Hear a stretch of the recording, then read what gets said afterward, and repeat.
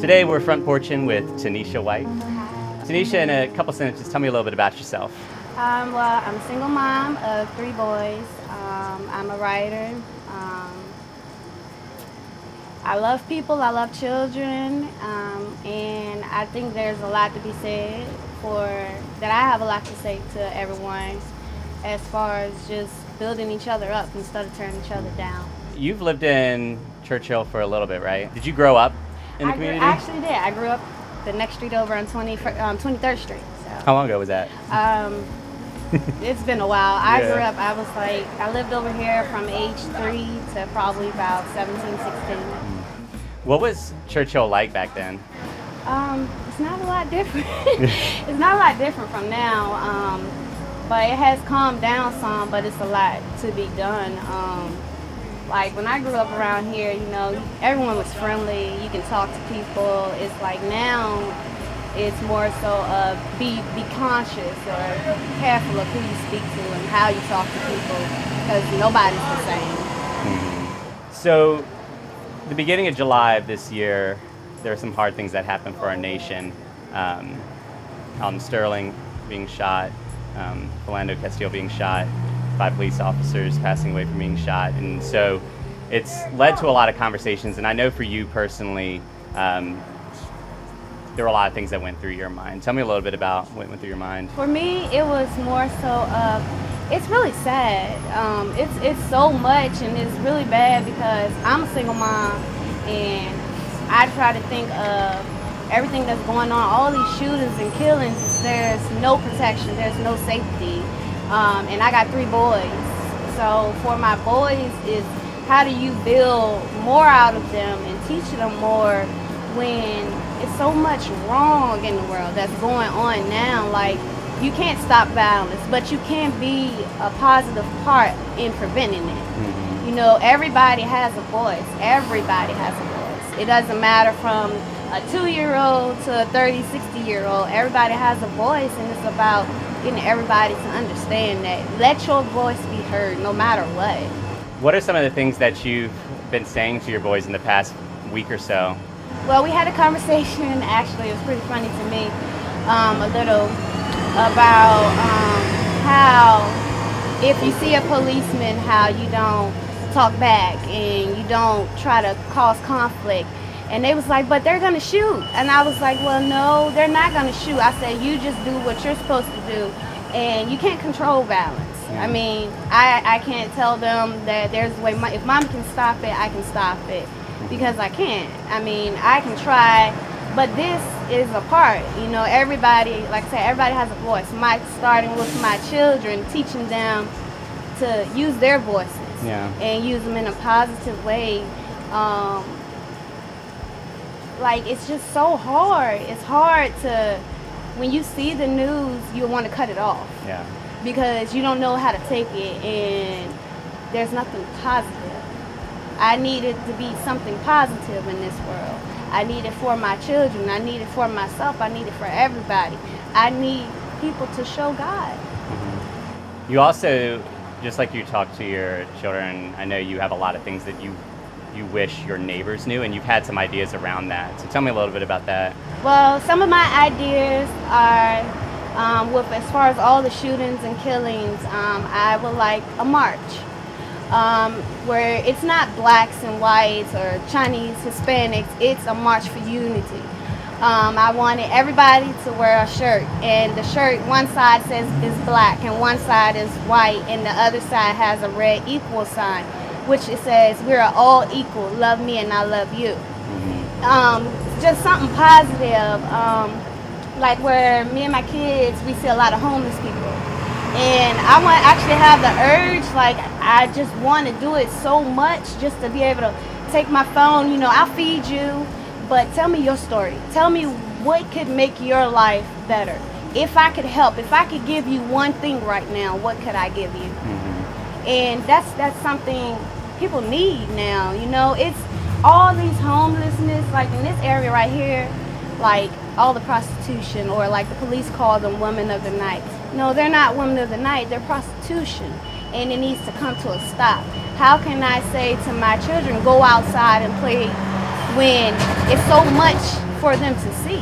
Yeah. It's nothing positive. Like, I even had a conversation with one of the ladies, and I felt so bad for her because I just kept watching her constantly out my window, watch the things she do.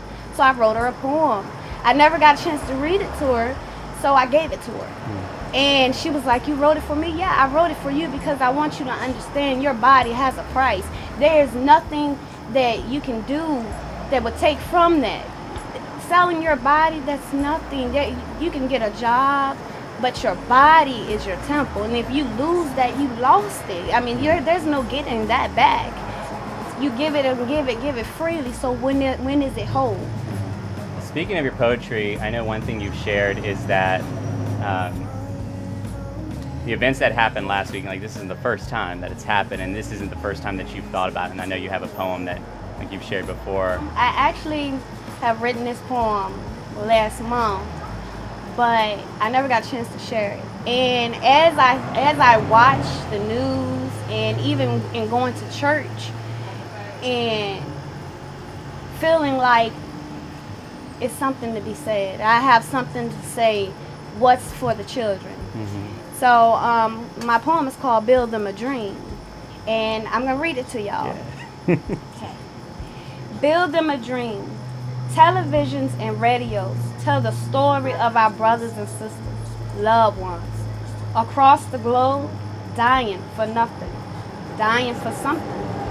Our children being shot, beaten, kidnapped, and raped, even by those who dedicated to protect us, by those who vowed to love us. What about our next generations? What hope do we provide for them? What life will they have after we're all gone? What will be our legacies? Not as cops, not as African Americans, and not as Caucasians, but all of us that make up this human race. What will be our legacy as Americans? Think about the children. Building them a dream like Dr. King that stood for equality and unity. A dream like Rosa Parks that the color of our skin should not take away from our right to freedom. A dream like Barack Obama that we can make a difference. Building them a dream. Teach them about love. Teach them about God. Teach them about the faith and the power of prayer. Building these generations coming up, how to go left times in your life where you went right. How to be humble places you know you crumbled. How to stand tall places you stumbled. Don't leave our children blinded with false gods and idle minds, captivated by Satan, wearing many different disguises, even called by many different names. Give the children light where there is darkness. Give consideration. Give determination. Build them up. Don't tear them down. We have to reach this generation. We have to save them all before it's too late. Black, white, Caucasians, no matter who we are, from their awful fate of not entering heaven's gate. Put the weapons aside and build each other up. That's powerful. Thank you. Thank you for sharing that. The idea of tomorrow, like, a lot of times we focus on just what is today and what's happening today, but we miss the fact that, like, our kids, like, tomorrow, the day after that, years after that, like, our kids are going to live in whatever world we create for them. But I think that other part stands out too, is that, man, sometimes we think about what we want and not what our kids need. We're not willing to sacrifice things that we want for the betterment of our kids. When you think about your kids, like, what is it, when you think of, 10 or so years from now when they are adult black males, like, what is it that you want for them? I want them to know that God is all. He's above everything, but at the same time, I have to instill into them that it's a lot of pressure on them. And even more just for them, their generation, you gotta stand tall. Mm-hmm. Don't be like society say you are. They say we nothing, mm-hmm. just because of our skin. They say we don't matter just because of our skin.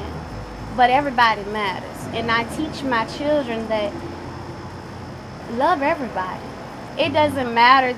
A child doesn't know color unless you teach it to them. I don't teach my children color. I teach them that's human, that's human, that's human. If you bleed, if I cut you and you cut me, we're going to bleed the same color.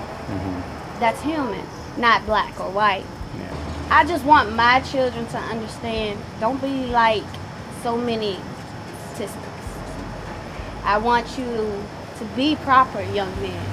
I want you to know that God is everything, even when you feel like he's not there. Even when you feel like he doesn't hear you, God can bring you through. I got to teach them now how to be men, how to stand. And that's mostly what my poem is about, is you can't crumble. All the black men before you, they crumbled. They fallen. But y'all got to stand. You got to endure everything that everybody else left on your plate. It's their plate now because they're the next generation. We have to show them you can be better. You can do better. Barack Obama changed this world, whether people believe it or not, just because of the color of his skin. I tell my children, that could be you. You could be the next president. You can be anything that you want to be. Don't let nobody tell you, oh, because of my skin, it don't matter. I grew up with that. I've been to restaurants and places where I didn't get accepted in, or they met me at the door and told me I couldn't come in because of my skin color. Lost friends because of that. When in the end, we're all human. We're all Americans. We all live here. We all might as well just get along. One thing I really appreciate about you is that you do really pour into your kids, and like I could see it when they hang out with my kids and the way they love, you know, with Jeremiah and them just like hang out with Bella and smile with her, and I think that's a credit to like you as a mom and how you invest in them and spend time with them, and even in little things like y'all walking around the neighborhood and selling the lollipops. I actually told them today that we needed to do that again, but we had a different theme, and that the theme was black or white don't matter, and our lollipops are going to be black and white, but it was like it's milk chocolate, and they was like, so when are we going to do it? And I was like, we're going to do it. I said, but we need to get everything together, that way, but this time we're not selling it. We're going to give it. Everything we make, we're going to give it away. And like I keep telling the kids, we're going to choose one day every week. Pick us somewhere to stand. And other people, if they want to join. You know, whatever it is, whether you make cupcakes, like the little kids around the street, they make cotton candy. We're going to do stands and just everybody just give. It's not about what goes in your pocket. It's about what the message we're trying to get out, which is we all matter. We all matter. And if we get it out, even if I can just teach my children that you can get it out selling your candy, something that you enjoy yourself, but you have a message. It's not soliciting. We have a message, the message of positive. Like when I was preparing for this, I kept recording on my phone the message for the nation, the message for the nation. And the kids were like, what do you mean? It's a message for the nation. So you probably figured out I'm a white male. So for me as a white male, what can I do to better understand, to better engage with what you've just been telling me about? As far as you and your family, y'all are perfect examples of God. And I think that's what people need to see. Everything that y'all show, I watch y'all.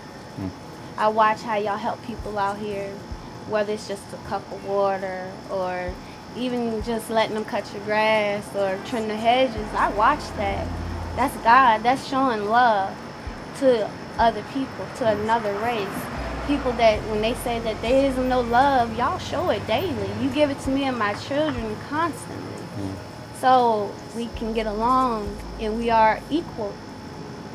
We are sitting here, right here today, neighbors and friends, men and women of God, making a difference.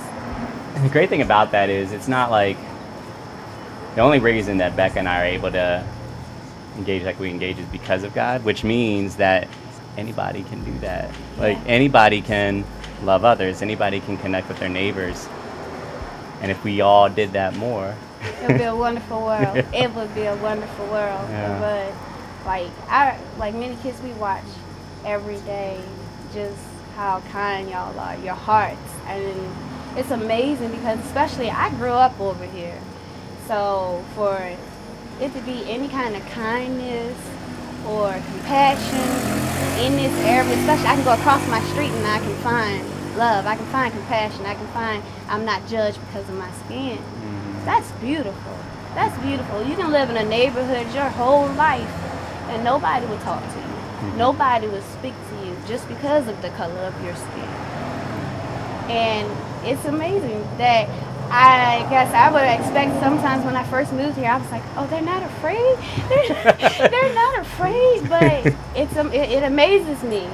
It really does because I watch God and I watch y'all more than I watch anything. And that makes me, that's why I haven't gave up. That's why my faith is still here. It's because of y'all. It's because of God. Because of God. God sent y'all. Yeah. Yeah, I really appreciate everything, like the people that y'all are, the things y'all do for the community, how you're trying to make a difference. That's what I want to do. I want to make a difference. Even I'm just one person, but I want my voice to be heard. I don't want it to be silenced no more. I don't want my children's voice to be silenced no more. I got something to say. Well, it's really powerful. You know, you just said that you're one person, but what's beautiful is you're one person that is pouring into 3 people, and those 3 people can pour. And I feel like there's a lot of people out there that, like you said, feel like they have something that they want to say, but then don't because they might say, I'm just one person. Like, what can I do? But that ripple effect. And I'm really excited about when your kids are older, like how the impact that they're going to have, what's going to happen when they start living and sharing the lessons that you've taught them. What do you think that will look like when they're in high school? What do you think that's going to look like? Grace. Grace. I hope it will just be grace. Everything that I'm learning to be able to show them and see it. Like I imagine Jeremiah graduating high school and just all the little conversations and things that he will talk to me about. Like now, they talk to me about stuff now. Because Cavante's lighter than the rest of us. So Cavante's always like, oh, y'all are black and I'm white. And I was like, oh, no, we don't do that. And so he was like, but I'm being truthful. I was like, you are being truthful. I said, but that's judging. I said, and I'm your mother and that's your brother. You have to start here. If I let you judge us in this house, then what are you going to do out there? Yeah. Like, I mean, Cavante's half white and half black. So, like I was telling you the other day on the porch, he said, oh, that's my grandma because she's white. That's my grandma because she's white. And I was like, no, it doesn't work like that. But that's all goes into the fact that children don't know colors. That's grandma. It doesn't matter what color she is. That's my grandma, and I know that's my grandma. You can't tell me different. Yeah. And when my kids get older, the one thing, if they don't get anything from me, I just will hope that they would get God and staying tall, no matter what, staying tall, because the world will knock you down, and it will break you if you let it. Don't break. You can bend, but don't break. No matter what, just don't break. Like it's gonna get hard, and they're young. Like they're only 4, 9, and 12. So I can imagine if all this stuff just from the last weeks is in the news. What will happen in a year? What will be 2 years from now? Yeah. 10 years from now, that's a little scary because I would hope that the world will improve for my children. Yeah. For everybody's children. I wouldn't want children to grow up in a world that's so cold. Make yourself known. Make your voice heard. It doesn't matter the color of your skin. You can make a difference walking down your street. God loves you. Oh, I love you. Don't matter the color. Hey, how you doing today? Every time you open, everything that comes out your mouth is your vocal. That's your way of letting people, you can build someone up or you can tear them down. People have to decide what they're going to do. Are you going to tear me down because I'm black? Am I going to tear you down because you're white? Or are we going to stick together because we need unity? That's the only way we're going to make it. It's unity. Me, you, and everybody else. Join it together. It doesn't matter. Black, white, we equal. One powerful thing in what you just said is this idea of persevering towards truth no matter what. And even when someone does judge us, like even when somebody does, like you talked about when you were younger, you lost friends and you were not let into restaurants. And what somebody could say is like, just shut down in the midst of that. But what you're saying, it sounds like, is still keep going and still persevere. And even if someone doesn't live into that same truth, you continue to live into that same truth. Yeah, because it's like when I was little and the little thing with the restaurant happened, I was a child. I was about Kavante's age. My son, he's 9. I didn't know how to take that. I didn't understand why my color made a difference when I was hungry, or why I have to go to the back door. Like the lady at the restaurant, she was like, you have to go to the back. I can get you something at the back. I didn't understand that. And people think that racism has gone. It hasn't. It's still very much alive. It never left. That lady, she could never understand what she did to me that day, because she worked at elementary school over in the West End, and I saw her, and I had the privilege to speak my mind to her. I didn't disrespect her or nothing. I just told her, you remember me? And she was like, no. I was like, I was like, you told me because I was black, I was never going to be nothing. And I told her, I said, I just wanted you to know I'm something. I'm still something. And it's just like, if you let people tell you you're nothing, you're going to always continue to think that way. You have to break the cycle. And I'm trying really hard, because I grew up hearing that all my life. So to hear it more now as an adult and to try to shatter and cover my children from it, it's harder, because I know the things that I experienced coming up. But for racism and all this stuff, judgment to come back the way it's coming so harsh, I mean, it's coming harsh. Yeah. For it the way it comes, it is really scary to think about tomorrow. Or what, like I said, what hope is there for the next generation? What will we leave them? What legacy? Everybody has a part. What legacy? At what point in your life do you say, this isn't going to be me? I'm not going to be a part of that. I'm going to try to do right. For those who like to pray, how can people pray just over everything that we've been talking about and everything that's going on right now? God, heal the world and heal the nation and save us all. Doesn't have to be a big prayer. It just has to be, God, help us. Heal us. Heal the land. Heal the nation, because that's what it needs. It's the nation. It's just not Richmond. It's just not Sterling, and it's just not Sandra Bland and all these things and all these people that lives have been took. It's about giving justice. Okay, there was no justice. Can we start now? Can we be a part of that justice today? When will we step up? When will we do our part? When will we say enough is enough? Even if you think you don't have nothing to offer, you have something. And that's something, that little bit to you may be a whole world to somebody else. It can bring life where there's death. It can save. I've been saved by a lot of things, and I'm still learning a lot as far as God and like growing up, being an adult and trying to adjust to things now. But we have hope, and God is our hope, and people need to know that God is our hope. Not black lives, not white lives, but we all matter, and we all make up this race, and it's going to take all of us to save it.